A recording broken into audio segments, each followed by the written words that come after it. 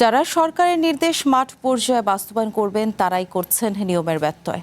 লোডশেডিংয়ে যখন নাকাল সারা দেশ, তখন সরকারি নির্দেশ অমান্য করে রাতভর রঙিন আলোকসজ্জায় সজ্জিত রাখা হয় বিভিন্ন কর্মকর্তাদের বাসভবনের চারপাশ। একই চিত্র দেখা যায় বেশিরভাগ সরকারি অফিসের প্রধান ফটকেও। নগদ নিয়ে এলো হার না মানা হার অফার। সর্বনিম্ন 10,000 টাকা রেমিটেন্স নগদে পাঠালে থাকছে স্বর্ণের হার জেতার সুযোগ। প্রতিদিন সন্ধ্যার ঠিক আগ মুহূর্তে এভাবেই জ্বলে ওঠে বরগুনার মায়াকুঞ্জের চারপাশ। মায়াকুঞ্জের পৃথক পৃথক বাসভবনে থাকেন জেলা ও দায়রা জজ আদালতের বিচারক, জেলা প্রশাসক, সিভিল সার্জন, গণপূর্ত বিভাগের নির্বাহী প্রকৌশলী। শত শত লাল, নীল, হলুদ সহ নানা রঙের বৈদ্যুতিক বাতির সমাহারে সাজানো মায়াকুঞ্জ। বাগানের সৌন্দর্য বর্ধন ও সীমানা প্রাচীরে রঙিন আলোয় জ্বলজ্বল করছে চারপাশ।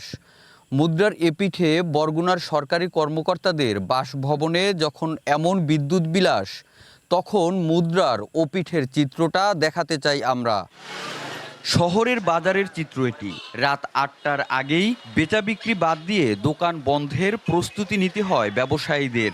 বিদ্যুৎ, জ্বালানি ও খনিজ সম্পদ মন্ত্রণালয়ের নির্দেশনা অনুযায়ী তাদের বেচা বিক্রির সময় সকাল 11টা থেকে রাত 8টা।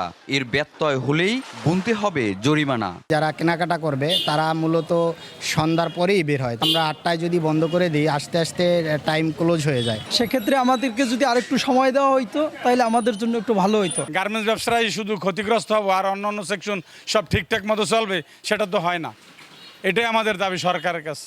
জেলা প্রশাসকের কার্যালয়, সার্কিট হাউস, উপজেলা নির্বাহী কর্মকর্তার কার্যালয়, সিভিল সার্জন, সড়ক ও জনপথ, জনস্বাস্থ্য প্রকৌশল অধিদপ্তর, স্থানীয় সরকার প্রকৌশল অধিদপ্তর, পাসপোর্ট অফিস, পানি উন্নয়ন বোর্ড সহ বেশিরভাগ সরকারি প্রতিষ্ঠান আলোকসজ্জার জন্য বৈদ্যুতিক বাতি এবং ডিজিটাল সাইনবোর্ড জ্বালিয়ে রাখছে রাতভর।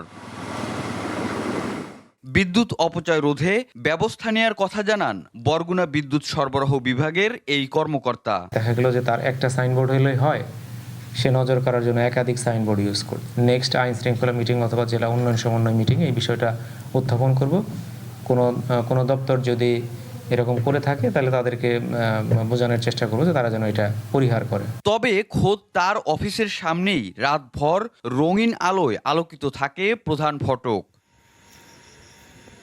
এদিকে অফিস সময় শেষ হবার পরেও বরগুনা জেলা প্রশাসকের কার্যালয়ের করিডোরে শতাধিক বৈদ্যুতিক বাতি জ্বালিয়ে রাখা হচ্ছে সকাল পর্যন্ত। শ্রমজীবীরা বলছেন কর্মকর্তাদের বিদ্যুৎ অপচয়ে সরাসরি প্রভাব পড়ছে তাদের জীবনে। জায়গায় জায়গায় কারেন্ট থাকে না, মনে করেন এই আমাদের রিস্কেলাই অনেক মনে করেন মাছদের করিয়া রিস্কে লইয়ে যায়। কারেন্ট নাই, অনেক দূরে গেলে আইতে পারি না, কারণ ব্যাটারি চার্জ থাকে না।